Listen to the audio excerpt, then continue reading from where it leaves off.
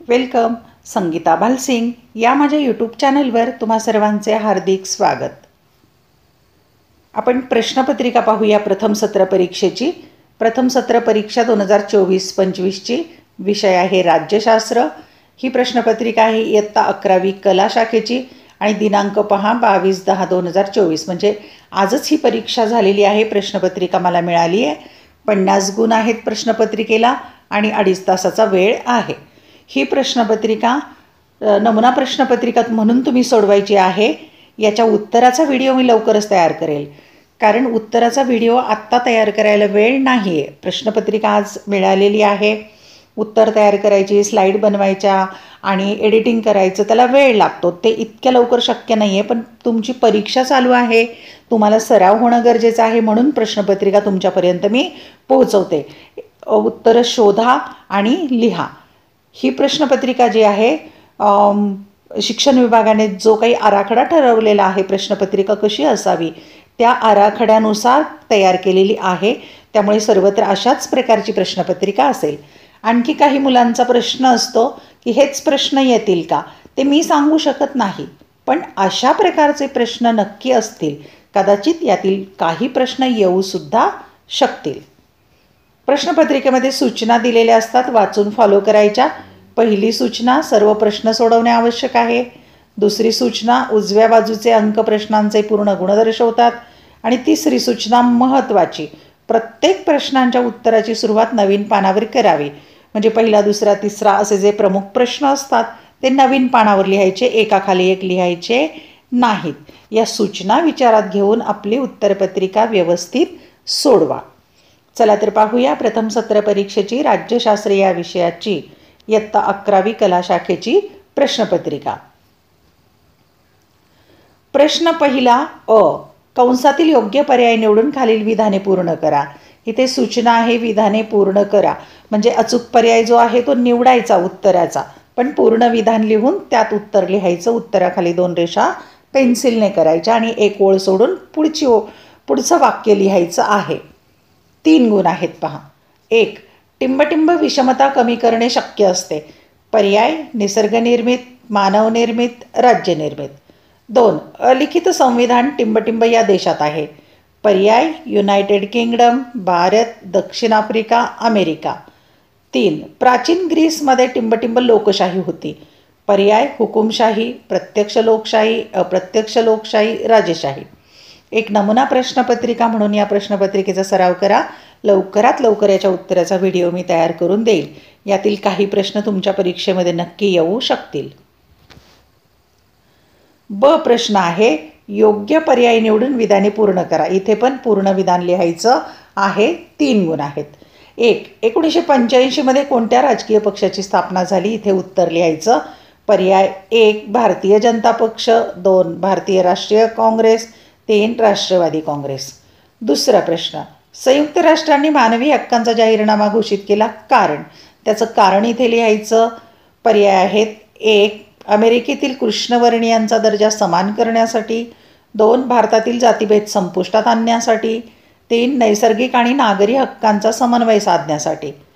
क्रमांक 3, अमेरिकेचे संविधान हे लिखित आहे. कारण, त्याचं कारण इथे लिहायचं.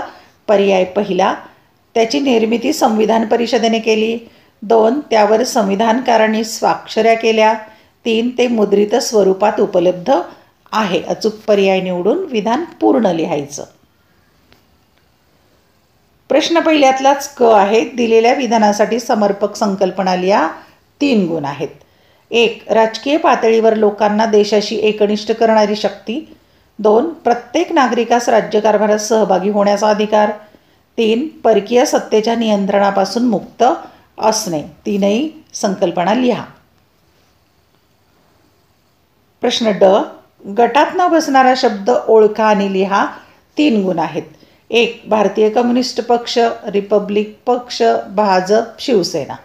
2 भारत, जर्मनी, अमेरिका, जपान. 3 सामाजिक न्याय, धार्मिक न्याय, वैधानिक न्याय, नैसर्गिक न्याय. विसंगत शब्द ओळखायचा, म्हणजे या गटात न बसणारा शब्द ओळखायचा आहे. प्रश्न क्रमांक 2, खालील संकल्पना चित्र पूर्ण करा. 4 गुण आहेत आणि 4 रिकाम्या जागा आहेत.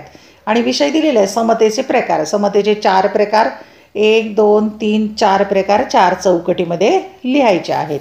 पेनने या चौकटी केल्या तरी चालेल. प्रश्न क्रमांक 3.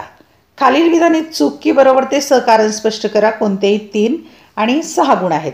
5 पैकी 3 सोडवायचे, 6 गुण आहेत म्हणजे एका प्रश्नाला 2 गुण. चूक की बरोबर लिहायला 1 गुण आणि त्याचं कारण लिहिण्यासाठी 1 गुण. 1. भारतीय संघराज्याला संघराज्य सदृश्य संघराज्य म्हटले जाते. 2. भारतात न्यायमंडळ स्वतंत्र आहे. 3. राजाचा दैवी अधिकार हा विचार कालबाह्य झाला आहे. 4. लोकशाहीमध्ये समता नाकारली जाते. 5. मानवनिर्मित विषमता कमी करता येत नाही. 5 पैकी 3 सोडवा, 6 गुण. प्रश्न क्रमांक 4. खालील विषयावर तुमचे मत 25 ते 30 शब्दात लिहा. कोणतेही 2 सोडवायचे 3 पैकी आणि 8 गुण म्हणजे एका प्रश्नाला 4 गुण. 1. महिलांच्या सक्षमीकरणासाठी 4 उपाय सुचवा. 2. मतदारांना मतदानासाठी कशाप्रकारे प्रोत्साहित करता येईल यासाठी उपाय सुचवा. 3. न्यायालयीन सक्रियता आजच्या काळात महत्त्वाची आहे. 2च सोडवायचे 8 गुणांच्यासाठी. प्रश्न क्रमांक 5. खालील प्रश्नांची उत्तरे 80 ते 100 शब्दात लिहा. कोणतेही 2 सोडवायचे 3 पैकी 10 गुण म्हणजे एका प्रश्नाला 5 गुण आहेत. 1. भारतातील पक्ष पद्धतीचा संक्षिप्त आढावा घ्या. 2. संविधानाचे 3 महत्त्वाचे घटक स्पष्ट करा. 3. सामाजिक न्यायाचे महत्त्व स्पष्ट करा. 3 पैकी 2 सोडवा, 10 गुण. आणि प्रश्न 6 शेवटचा. दिलेल्या मुद्द्यांच्या आधारे 150 ते 200 शब्दात उत्तर लिहा. कोणते एकच सोडवायचे, 10 गुण. 2 पैकी 1 सोडवायचं, 10 गुण आहेत आणि मुद्दे दिलेले आहेत त्याच्या आधारे सविस्तर मोठं उत्तर लिहायचं. 1. राज्य म्हणजे काय ते लिहून राज्याचे पुढील घटक स्पष्ट करा. अ. लोकसंख्या. ब. भूप्रदेश. क. शासन संस्था आणि ड. सार्वभौमत्व. दुसरा प्रश्न. प्रतिनिधित्वाचा अर्थ सांगून प्रतिनिधित्वाच्या पद्धती स्पष्ट करा. मुद्दे दिलेले आहेत. अ. प्रतिनिधित्वाचा अर्थ. ब. निवडणुकीचा अर्थ. क. नेमणूक. ड. बिगर शासकीय घटक. एक सराव प्रश्नपत्रिका म्हणून तुम्ही सोडवा. लवकरच याच्या उत्तराचा व्हिडिओ मी तुम्हाला देण्याचा प्रयत्न करेल.